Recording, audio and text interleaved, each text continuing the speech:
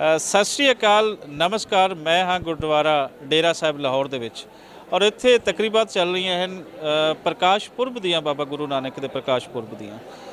ਮੈਂ ਖੜਾ ਹਾਂ ਜੋੜਾ ਘਰ ਦੇ ਸਾਹਮਣੇ।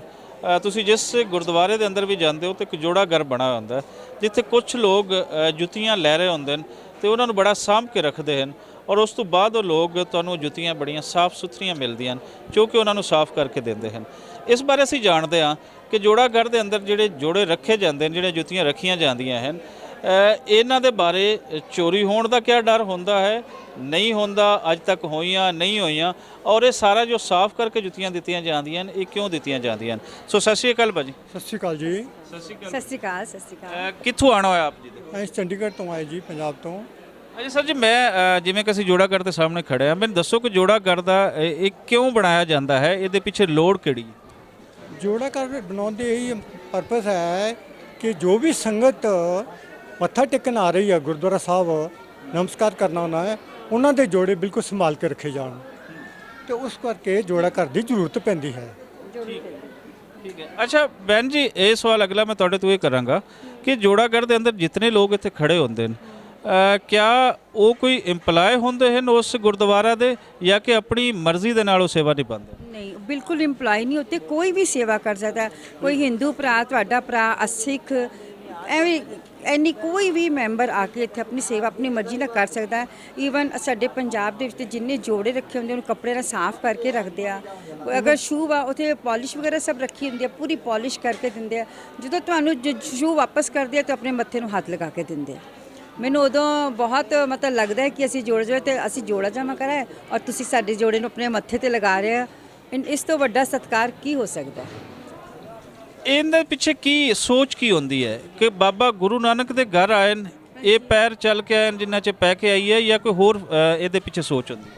ਤੁਸੀਂ ਬੋਲੋ। ਜੋ ਸੰਗਤ ਸੋਚ ਇਹ ਹੈ ਕਿ ਸੰਗਤ ਜੋ ਹੈ ਨਾ, ਸੰਗਤ ਜਿਹੜੀ ਆਂਦੀ ਹੈ ਤੇ ਗੁਰੂ ਨਾਨਕ ਦੇਵ ਜੀ ਕਹਿੰਦੇ ਕਿ ਜਿਹੜੀ ਸੰਗਤ ਦੀ ਧੂੜ ਹੈ, ਬਹੁਤ ਅੱਛੇ ਲੋਕ ਵੀ ਆਉਂਦੇ ਇਹਦੇ 'ਚ, ਉਹਨਾਂ ਦੇ ਪੈਰਾਂ ਦੀ ਧੂੜ ਕਿ ਸਾਡੇ ਮੱਥੇ ਤੇ ਲੱਗ ਜਾਏ, ਹੋ ਸਾਡੇ ਭਾਗ ਖੁੱਲ ਜਾਣ।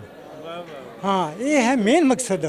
ਅੱਛਾ, ਇੱਕ ਹੋਰ ਮੇਰਾ ਸਵਾਲ ਇਹ ਹੈ ਕਿ ਗੁਰਦੁਆਰੇ ਦੇ ਅੰਦਰ ਜਿਤਨੇ ਜਵਾਨ ਬੁੱਢੀਆਂ ਬੰਦੇ ਖੜੇ ਹੁੰਦੇ ਹਨ, ਕਿਆ ਇਹਨਾਂ ਦਾ ਨਾਮ ਦਰਜ ਕਰਵਾਇਆ ਜਾਂਦਾ ਹੈ, ਐਂਟਰ ਕਰਵਾਇਆ ਜਾਂਦਾ ਹੈ ਕਿ ਇਹ ਲੋਕ ਹੁਣ ਇੱਥੇ ਖੜਾ ਹੋਏਗਾ ਜਾਂ ਖੜਾ? ਮਿਸਾਲ ਦੇ ਤੌਰ ਤੇ ਅਗਰ ਤੁਸੀਂ ਇੱਥੇ ਖੜਾ ਹੋਣਾ ਚਾਹੁੰਦੇ ਹੋ ਤੇ ਕਿਆ ਤੁਹਾਨੂੰ ਪਹਿਲੇ ਕੋਈ ਐਂਟਰੀ ਕਰਾਉਣੀ ਪਏਗੀ? ਨਹੀਂ, ਕੋਈ ਐਂਟਰੀ ਨਹੀਂ ਹੈ। This is purely voluntarily services.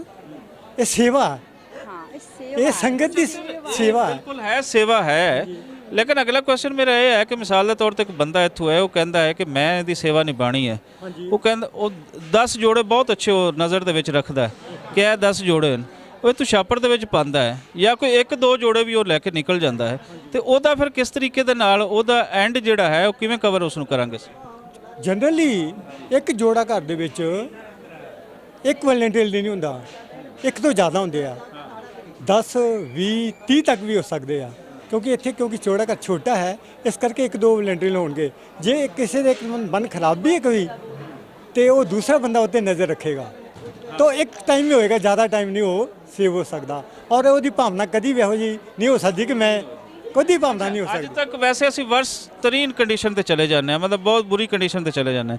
ਕਿਆ ਕੋਈ ਐਸਾ ਇਨਸੀਡੈਂਟ ਹੈ ਕਿ ਕਿਸੇ ਗੁਰਦੁਆਰੇ ਦੇ ਅੰਦਰੋਂ ਕੋਈ ਜੋੜੇ ਨੂੰ ਚੋਰੀ ਹੋ ਗਿਆ?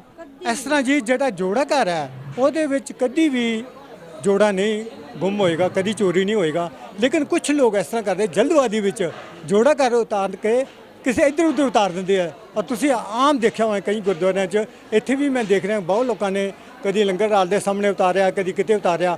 ਉਹ ਜੋੜੇ ਅਕਸਰ ਚੋਰੀ ਹੁੰਦੇ ਆ ਔਰ ਉਹੀ ਹੁੰਦੇ ਨੇ। ਔਰ ਸਾਡੀ ਜਿਹੜੀ ਸੰਗਤ ਆਈ, ਸਾਡੇ ਵੀ ਸੰਗਤ ਦੇ ਕੁਝ ਲੋਕਾਂ ਦੇ ਜੋੜੇ ਮਤਲਬ ਮਿਸਪਲੇਸ ਹੋਏ ਆ, ਚੋਰੀ ਨਹੀਂ ਮੈਂ ਕਹੂੰਗਾ, ਵੈਸੇ ਮਿਸਪਲੇਸ ਇੱਦਾਂ ਹੁੰਦੇ ਆ ਕਿ ਮੈਂ ਚੱਪਲ ਪਾਈ ਕੋਈ ਤੇ ਕੋਈ ਦੂਸਰਾ ਬਾਥਰੂਮ ਜਾ ਰਿਹਾ, ਮੇਰੀ ਚੱਪਲ ਪਾ ਕੇ ਜਾ ਕੇ ਫਿਰ ਉਤਾਰ ਕੇ ਰੱਖ ਦਿੰਦਾ।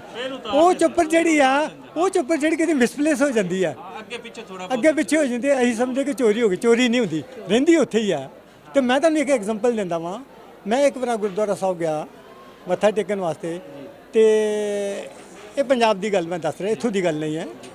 ਤੇ ਮੇਰੀ ਚੱਪਲ ਚੋਰੀ ਹੋ ਗਈ। I could not trace out. ਮੈਂ ਰਿਕੁਐਸਟ ਕੀਤੀ ਆਪਣੇ ਜਿਹੜੇ ਉੱਥੋਂ ਦੇ ਸੇਵਾਦਾਰ ਜੀ ਜਾਂ ਭਾਈ ਸਾਹਿਬ ਜਿਹੜੇ ਹੁੰਦੇ ਨੇ, ਤੇ ਭਾਈ ਸਾਹਿਬ ਮੇਰੀ ਚੱਪਲ ਮਿਸਪਲੇਸ ਹੋ ਗਈ ਆ, ਤੇ ਕਹਿੰਦੇ ਤੁਸੀਂ ਇਸ ਤਰ੍ਹਾਂ ਕਰੋ ਤੁਸੀਂ ਘਰ ਜਾਣਾ ਹੁਣ ਤੇ ਮੇਰੀ ਚੱਪਲ ਪਾ ਜਾਓ। ਮੈਂ ਕਿਹਾ ਓਕੇ ਸਰ ਥੈਂਕ ਯੂ। ਮੈਂ ਕਿਹਾ ਕੋਈ ਗੱਲ ਨਹੀਂ ਹੈ, ਬਾਰਿਸ਼ ਬਹੁਤ ਹੋ ਰਹੀ ਸੀ, ਬਹੁਤ ਬਾਰਿਸ਼ ਹੋ ਰਹੀ ਸੀ। ਮੈਂ ਚੱਪਲ ਉਹਨਾਂ ਦੀ ਪਾ ਗਿਆ। ਮੈਂ ਕਿਹਾ ਤੁਹਾਨੂੰ ਨਾ 15 ਮਿੰਟ 'ਚ ਮੈਂ ਚੱਪਲ ਵਾਪਸ ਕਰ ਦੇਵਾਂਗਾ, ਕਿਉਂਕਿ ਜ਼ਰੂਰਤ ਵੀ ਉਹਨਾਂ ਨੂੰ ਹੈ। ਮੇਰਾ ਘਰ ਬਹੁਤ ਨੇੜੇ ਸੀ ਉਹਨਾਂ ਦੀ ਗੁਰਦੁਆਰਾ ਸਾਹਿਬ ਕੋਲ, ਤੇ ਮੈਂ ਉਹਨਾਂ ਦੀ ਚੱਪਲ ਵਾਪਸ ਉਸੇ ਵੇਲੇ ਅੱਧੇ ਘੰਟੇ ਦੇ ਵਿੱਚ ਕਰ ਆਇਆ। ਤੇ ਕੀ ਹੁੰਦਾ ਹੈ, ਮੈਂ ਅਕਸਰ ਉਸ ਗੁਰਦੁਆਰੇ 'ਚ ਜਾਂਦਾ ਵਾਂ, ਮੱਥਾ ਟੇਕਦੇ ਇੱਕ ਦਿਨ ਉਹ ਚੱਪਲ ਉੱਥੇ ਪਈ ਹੁੰਦੀ ਹੈ। ਆਫਟਰ 2 ਮੰਥਸ ਮੈਂ ਆਖਿਆ, ਮੇਰੀ ਮਿਸਿਸ ਕਹਿੰਗੇ ਤੁਹਾਡੀ ਤੇ ਚੱਪਲ ਉਹ ਪਈ ਹੈ। ਮੈਂ ਕਿਹਾ ਮੈਨੂੰ ਨਹੀਂ ਪਤਾ, ਤੂੰ ਲੈਣੀ ਚੱਲ ਲੈ ਲਈ ਅਸੀਂ ਜਾਂ ਕਿੱਦਾਂ ਕਰੀਏ। ਕਹਿੰਦੇ ਜਿਹੜਾ ਛੱਡ ਕੇ ਗਿਆ ਤੁਹਾਡੀ ਚੱਪਲ ਉਹਨੇ ਮਹਿਸੂਸ ਕੀਤਾ ਹੋਣਾ, ਫਿਰ ਮੈਂ ਚੱਪਲ ਕਰ ਆਇਆ।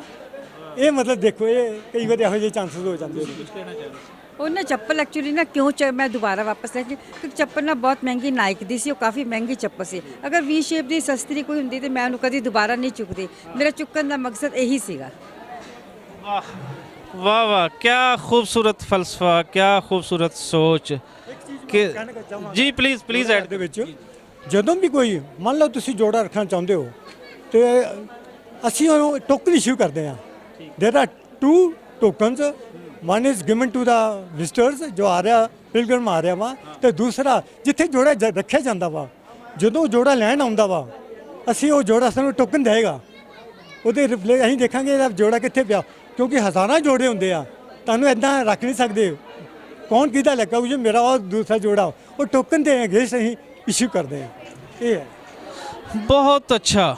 ਔਰ ਮੈਂ ਕਹਾਂਗਾ ਵੀਡੀਓ ਬਣਾਉਣ ਵਾਲਿਆਂ ਨੂੰ, ਜਿਹੜੇ ਚੈਨਲਸ ਤੇ ਟੀਵੀ ਚੈਨਲਸ ਲਈ, YouTube ਟੀਵੀ ਲਈ ਕੰਮ ਕਰਦੇ ਨੇ, ਕਿ ਬਹੁਤ ਹੋ ਗਿਆ ਕਿ ਤੁਹਾਨੂੰ ਇੱਥੇ ਆਉਣਾ ਕਿਵੇਂ ਦਾ ਲੱਗਾ।